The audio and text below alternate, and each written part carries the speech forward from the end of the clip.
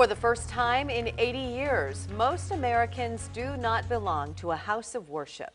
As we told you in our last half hour, the numbers have been in decline for years. And now, because of the pandemic, thousands of houses of worship could close for good. But as 10 on your side's Regina Mobley shows us, some local churches are defying the odds. At Unity Renaissance in Chesapeake, during the first year of the pandemic, the church received its highest ever amount of contributions.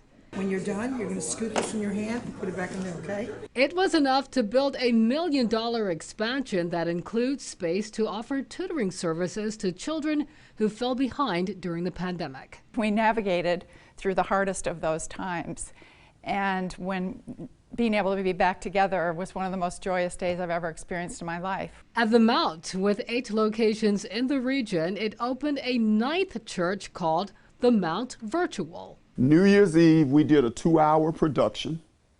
So I preached 4 points to my sermon, but each one of the points was in a different geographical location. So point 1 was in Atlanta, Georgia. Point 2 was at the Langley Speedway. Point 3 was in a bank. And point 4 was in my backyard.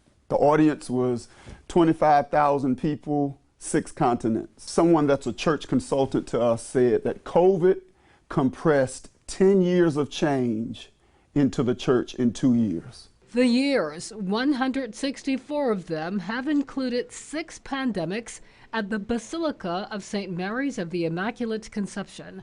Father Jim Curran looks forward to the day when the entire flock will return. This church was closed for almost 5 years, and when we moved back, it was during the pandemic. So I have yet to see this church full. He says when we can expand our living space where we exist, then everything expands. And I think that's going to take some time, but I think we will, because it's what we do. Human beings are remarkably adaptive. Regina Mobley, 10 on your side.